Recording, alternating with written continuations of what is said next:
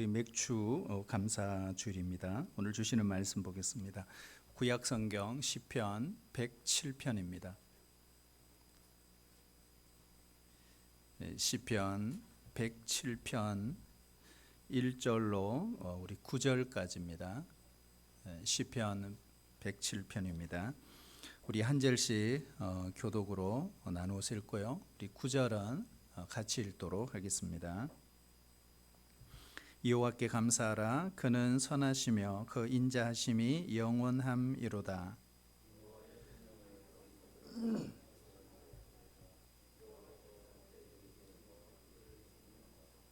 동서남북 각 지방에서부터 모으셨도다.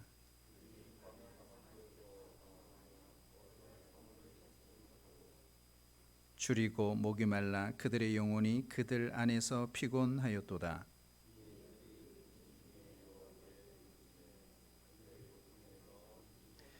또 바른 길로 인도하사 거주할 성읍에 이르게 하셨도다.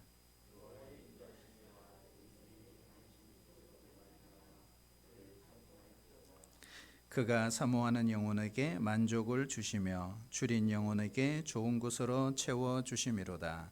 아멘. 우리 잠시 한 5분 정도 되는 영상인데요. 보고 우리 같이 말씀을 나누도록 하겠습니다. 정전이자 갖가지 삶의 지혜들로 가득한 책 탈무드에는 이런 격언이 담겨 있습니다. 세상에서 가장 현명한 사람은 항상 배우는 사람이요. 세상에서 가장 강한 사람은 자기를 이기는 사람이며 세상에서 가장 행복한 사람은 모든 일에 감사하는 사람이다.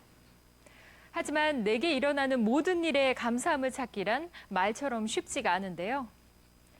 지난 시간에 소개했죠. 불우한 어린 시절을 딛고 토크쇼의 여왕이 된 오프라 윈프리, 그리고 혈액암을 극복한 오숙경 씨와 1등 남편, 최고의 아빠로 거듭난 서병수 씨.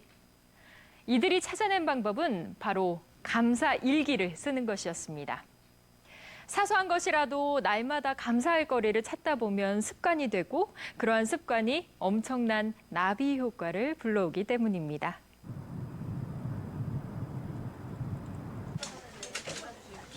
경기도 용인의 한 병원.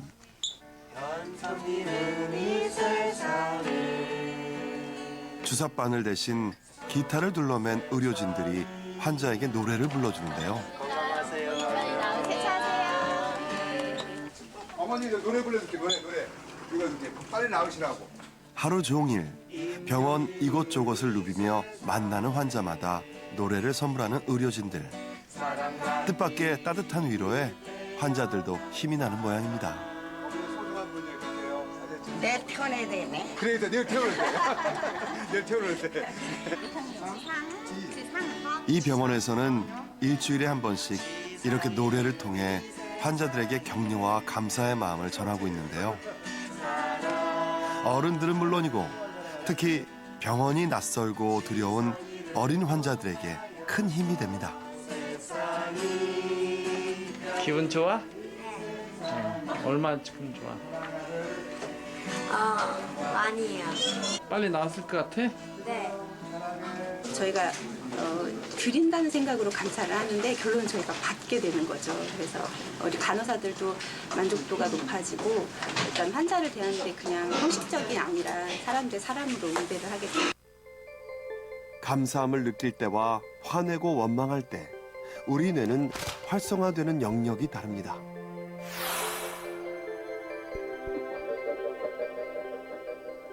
화를 내면 교감신경계가 자극돼 아드레날린 같은 신경 전달 물질을 분비하고 이것이 다시 부신을 자극해 스트레스 호르몬인 코티졸을 분비하게 되는데요. 이로 인해 혈액이 근육 쪽으로 몰리면서 혈압과 혈당이 올라가고 심장 박동이 빨라지게 됩니다.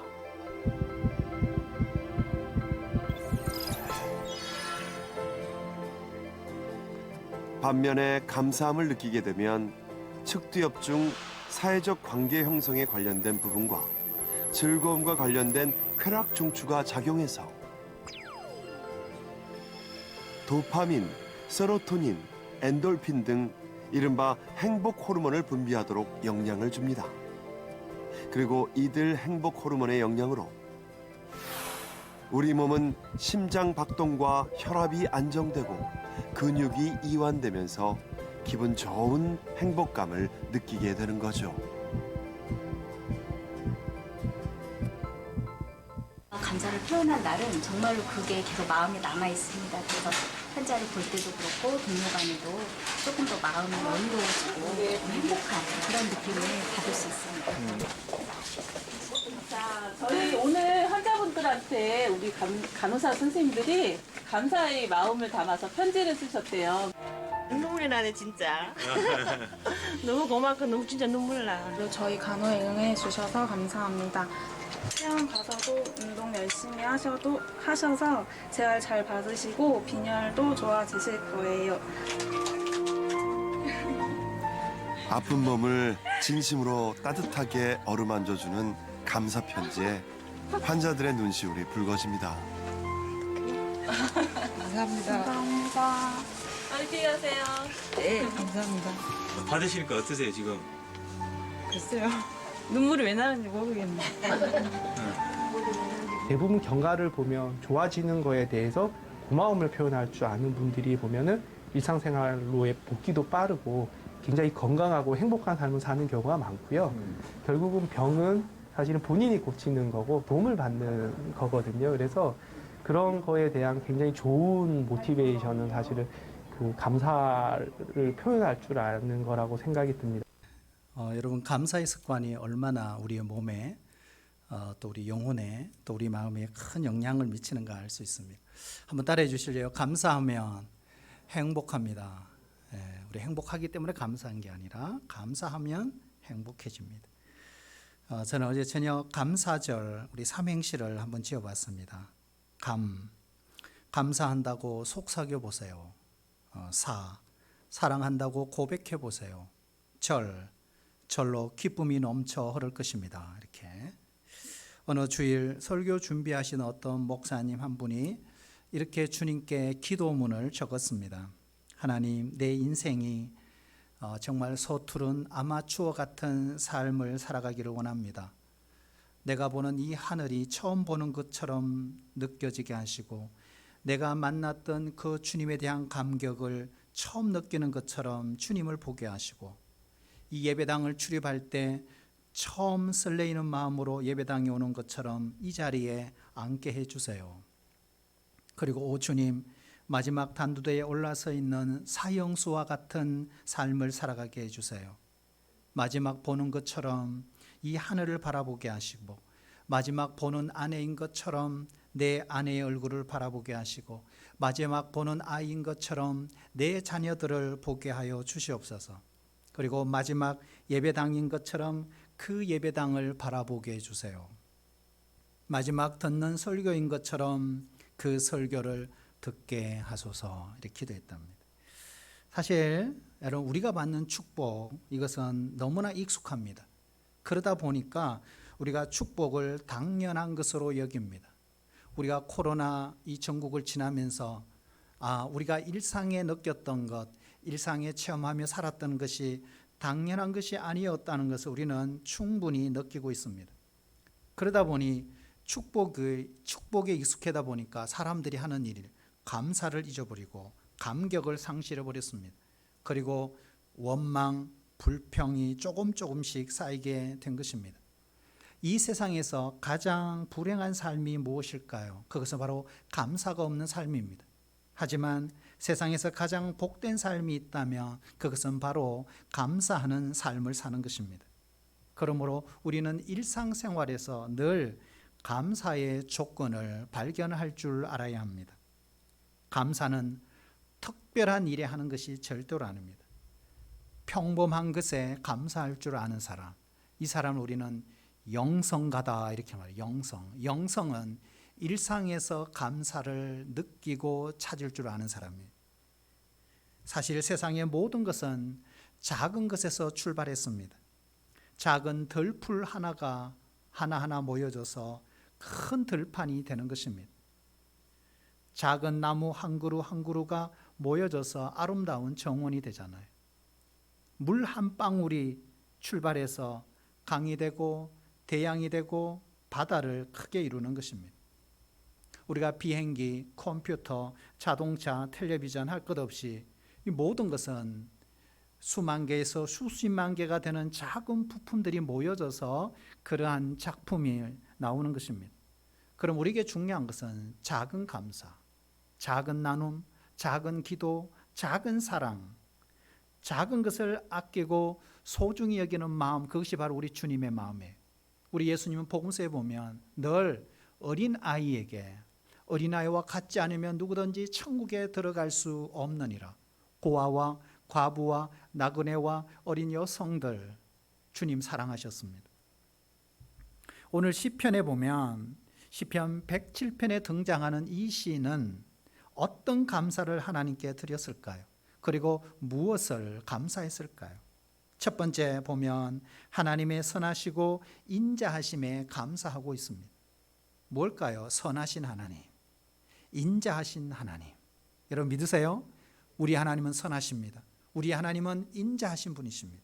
그래서 오늘 1절에 보면 여호와께 감사하라. 그는 선하시며 그 인자하심이 영원함이로다 그랬어요. 저는 말씀 준비하면서 오늘 감사절에 감사할 때 제일 먼저 감사해야 될 사람이 생각이 났어요. 그것은 바로 우리 가족이에요. 우리 가족. 우리 가족이라니까 나의 가족.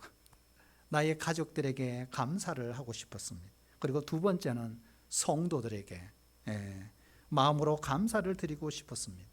순장으로, 교사로, 예배팀으로, 안내위원으로, 그리고 예배 기도와 몸으로, 물질로, 시간으로, 방송실에서 차량 봉사로 휴지를 줍고 쓰레기통을 씻고 청소하고 때로는 남이 감당하기 어려운 일들을 돌아보면서 상담과 권면으로, 영혼 구원으로 보이는 곳에서 보이지 않는 곳에서 성실하게 자기의 자리에서 최선을 다해 주신 우리 모든 교우들께 저는 감사를 드렸습니다. 특별히 교회를 위해서 기도하시는 분들께 감사를 드렸습니다. 무엇보다 가장 중요한 하나님께 감사했습니다. 어쩌면 이 6개월의 은혜는 다 하나님의 은혜입니다.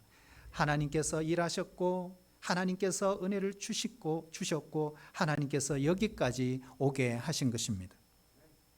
하지만 그럼에도 불구하고 우리의 경제에 타격을 받으신 교우도 있고 가정의 불화로 때로는 사랑하는 이를 잃어버리는 아픔으로 내가 계획하지 않았던 곳에 물질이 새나가고 생각한 대로 성적이 나오지 않았을 때 에이 죽어버리면 좋겠어.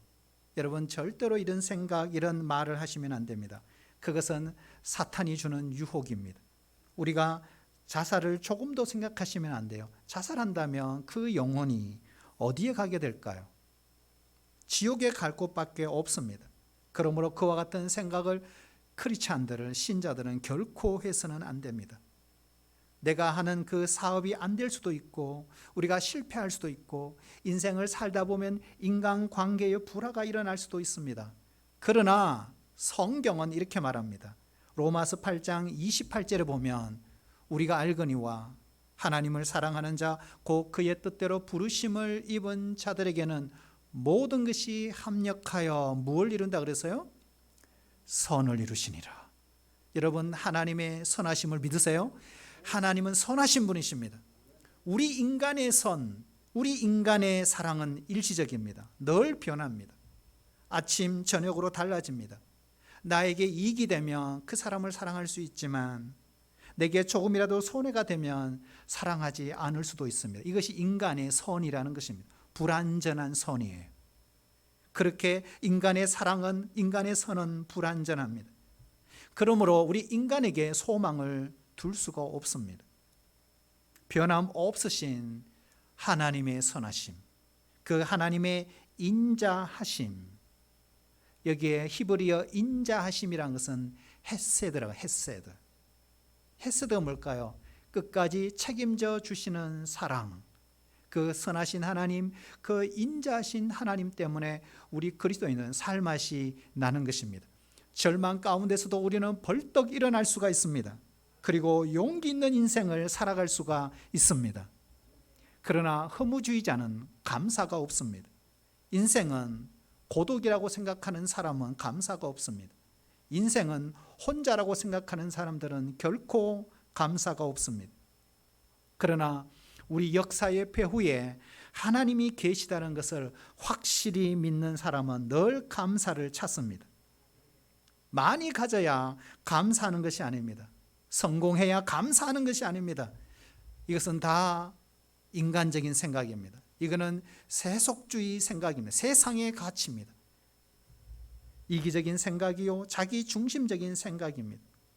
사랑하신 여러분, 성경은 적게 가져도 성공하지 못하더라도 하나님의 그 인자하심과 하나님의 그 선하심이 나와 함께 계심을 믿는 자는 늘 감사가 넘친다 말씀하고 계십니다.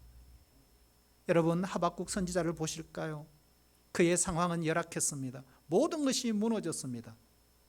미래가 보이지 않았습니다. 그런데 여러분, 그의 고백을 한번 들어봐요. 어떤 고백을 하는지. 하박국 3장 우리 17절 18절 우리 같이 한번 읽어볼까요? 시작. 비록 무화과 나무가 무성하지 못하며 포도나무에 열매가 없으며 감람나무에 소출이 없으며 밭에 먹을 것이 없으며 우리의 양이 없으며 외양간에 소가 없을지라도, 그 다음 뭐요?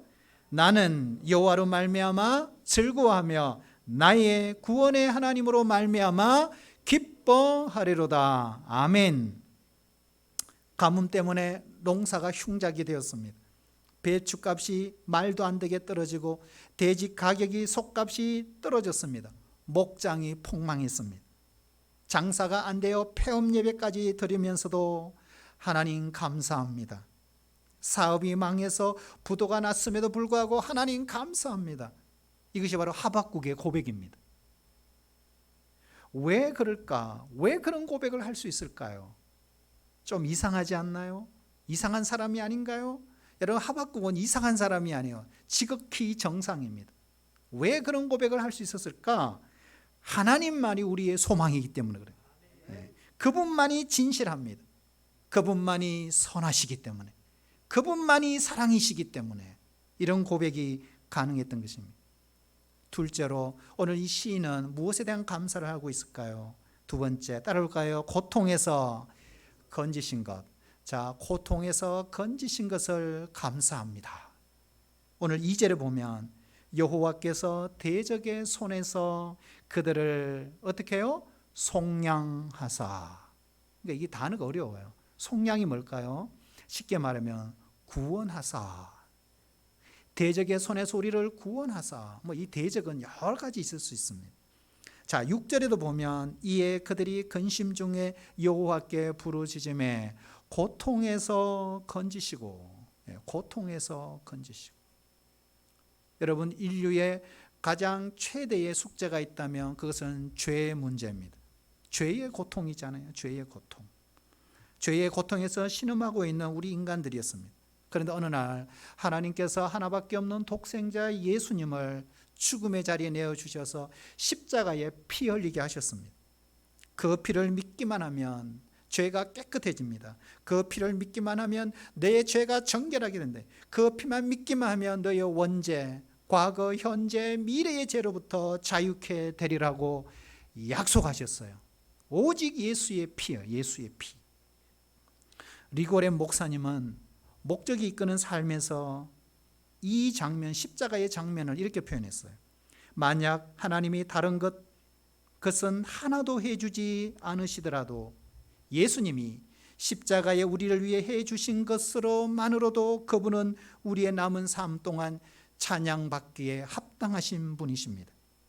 십자가에 못 박혀 돌아가시기 전에도 하나님의 아들은 옷이 벗겨진 채 형체를 알아볼 수 없을 정도로 맞고 채찍질 당했으며 조롱당했고 가시 면류관을 쓰셨으며 사람들은 그분을 경멸하며 침을 뱉었다. 잔인한 인간들에게 학대받고 조롱당했으며 짐승반도 못한 취급을 받으셨다. 인간의 말로 그 순간의 암울함을 표현할 수 없다. 왜 하나님은 예수님이 그렇게 무시무시한 악한 학대를 당하게 놓아두셨을까? 왜 그러셨을까? 리고레 목사님은 이렇게 답을 하고 있어요. 바로 우리가 영생을 지옥에서 보내지 않도록 하기 위해서, 그래서 우리가 그분의 영광을 영원히 함께 누리기 위해서라고 했어요. 그 사실 하나만으로도 우리는 하나님께 감사해야 하고 찬양해야 한다. 그러면서 이렇게 결론을 내렸어요. 다시는 무엇에 대해서 감사해야 될지 고민해서는 안 된다. 사랑하신 여러분, 이 예수님의 피를 믿으세요? 예수님의 피를 믿는 자는 누구든지 죄에서부터 깨끗함을 받을 수 있다고 약속하셨습니다. 여러분, 이 약속을 믿을 수 있기를 축복합니다. 약속은 믿는 자의 것입니다. 죄를 없앨 수 있는 유일한 길은 오직 예수의 피밖에 없습니다. 나의 죄를 씻기는 예수의 피밖에 없네. 다시 정케하기도 예수의 피밖에 없네. 예수의 흘린 피 날 희게 하오니 귀하고 귀하다 예수의 피밖에 없네. 예수님을 믿는 것만큼 우리 인생에 귀한 것은 없습니다. 그래서 우리는 늘 감사합니다. 늘 감사합니다. 이처럼 우리는 죄의 고통에서부터 자유케 된 사람들입니다. 지난 6개월 동안 우리의 삶을 돌아보면 우리가 겪은 크고 작은 고통들이 있었습니다. 배우자의 고통, 자녀의 고통, 직장의 고통, 관계의 고통, 건강의 고통, 코로나로 인한 고통, 경제의 고통 가운데서도 오늘 시인의 고백처럼 부르짖음에 그 고통에서 구원하시고 인도해 주셨음을 믿습니다. 무슨 복에도 가장 큰 복이 하나 있어요. 저도 요즘 세월이 흐르고 시간이 지나면서 이것이 복이구나.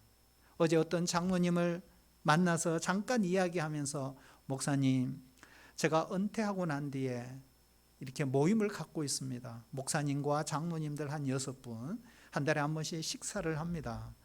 그런데 은퇴하신 목사님 장로님들이 이구동성으로 하는 말이 딱 한마디가 있대요. 외로워. 외로우시대요. 그래서 말동무가 필요하신 거예요. 그래서 그 멀리서 버스를 타고 나오셔서 이렇게 교제 나누시고 그런 거.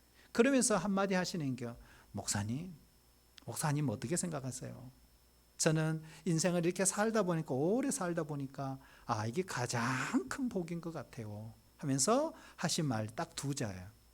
건강 이렇게 해서 건강.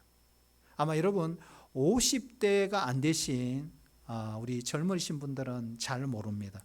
그러나 50만 넘으면 항상 듣고 보는 거 관심이 뭐예요? 건강에 가게 돼 있어요.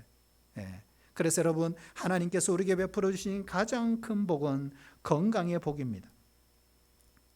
여러분 건강 때문에 병원에 입원해 계시는 분들, 건강 때문에 수술받고 회복 중에 있는 우리 성도들 하나님께서 고쳐주시기를 축복합니다.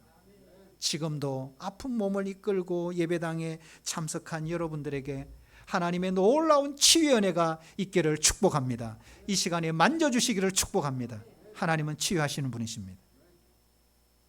우리가 유명한 우리 한국 초대교회 부흥사 중에 이성봉 목사님이 계십니다. 13분의 이야기, 13분이라고 하는 이야기가 있어요. 근데 이게 설교가 아니고요. 이성봉 목사님이 만들어낸 스토리입니다. 그런데 그 어렵고 가난한 시절 어떤 젊은이가 가난에서 탈출하고 싶었습니다. 그리고 그 가난에서 탈출하는 방법은 한 가지였어요. 공부 열심히 하는 거예요. 그래서 사법고시를 쳤습니다. 발표를 기다리고 있었습니다. 그런데 그 기다리는 순간 어떻게 해요? 건강에 이상이 왔습니다. 그래서 진찰을 받아보니 중병이었습니다. 13분밖에 생명이 남지 않았다는 거예요. 그래서 13분의 이야기. 째깍째깍 시간이 계속 흐릅니다. 2분이 지났어요. 이미 생명이 11분밖에 남지 않았습니다. 그때 바깥에서 전보요. 전보 한 통이 도착했습니다. 사법고시 합격 통지서였습니다. 또 시간이 지났어요. 이제는 시간이 지나 8분밖에 남지 않았습니다. 또 전보요. 사귀던 남친이 사법고시 합격을 했다는 소식을 여친이 들었습니다. 그래서 여친의 부모님이 결혼을 성낙했다는 통보였습니다. 또 시간이 흘렀어요. 2분이 지났습니다. 6분이 남았습니다. 또 전보요. 이번에는 큰 재벌이었던 숙부가 내외가 갑자기 교통사고로 세상을 떠나면서 바로 이 모든 재산을 그에게 남겨준 전보였습니다. 재벌이 된 것입니다. 그러나 그에게는 몇 분 남아서요, 6분밖에 남지 않았습니다. 이 스토리 끝입니다. 여러분, 이게 뭘까요? 세상에 자기가 원하는 것, 자기가 목표하는 걸 이루었습니다. 생각지 못했던 돈도 갖게 되었고 세상에서 재벌이 되었습니다. 하지만 어떻게 되세요? 건강하지 않으면 아무것도 소용이 없다. 사랑하신 여러분, 올 금년 한 해를 돌아보세요. 여러분, 병원에 가는 날이 많았습니까? 가지 않는 날이 많았습니까? 약을 드시는 날이 많았습니까? 드시지 않는 날이 많았습니까? 건강한 날이 많았습니까? 그렇지 못한 날이 많았습니까? 오늘 하나님이 건강 주셨기에 오늘 이 자리에 성전에 올라와서 하나님께 예배할 수 있다는 게 여러분 얼마나 감사한지 몰라요. 우리는 오고 싶어도 오지 못할 때가 많아요. 신방을 하고 또 우리 교우들을 만나면 목사님 빨리 나와서 교회에서 예배드리고 싶어요. 근데 그게 안 되는데 어떡해? 그러므로 여러분, 최고의 감사는 건강에 대한 감사입니다. 그런데 더 중요한 것이 있어요. 건강이 최고의 복이지만 건강을 누가 주셨는가 하는 것입니다. 여러분, 하나님이 주셔야 합니다. 그러므로 우리는 하나님께 감사할 수 있어야 합니다. 마지막 따를까요? 만족하게 하심에 감사해야 합니다. 오늘 이 시편의 기자는 9절에 보면 그가 사모하는 영혼에게 만족을 주시며 그랬어요. 줄인 영혼에게 좋은 것으로 채워 주심이로다. 우리 하나님은 좋으신 하나님이세요. 특별히 여러분, 영혼의 만족. 영혼의 만족. 네.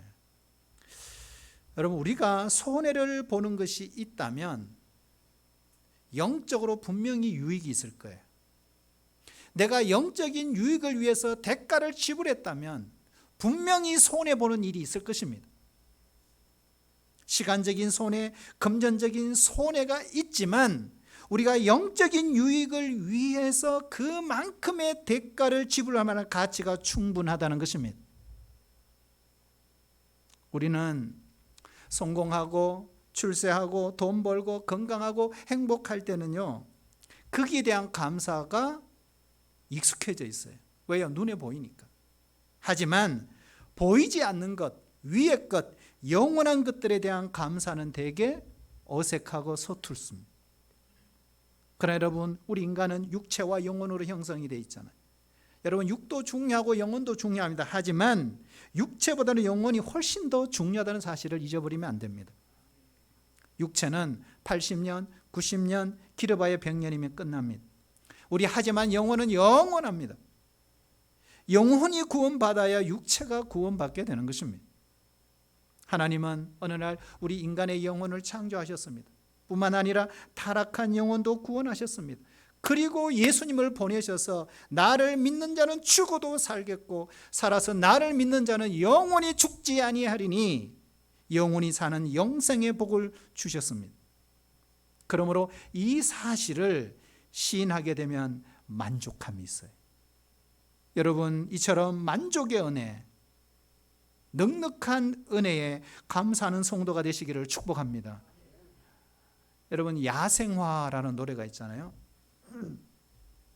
되게 어려운 곡입니다. 제가 불러봤나요? 못 불러봤습니다.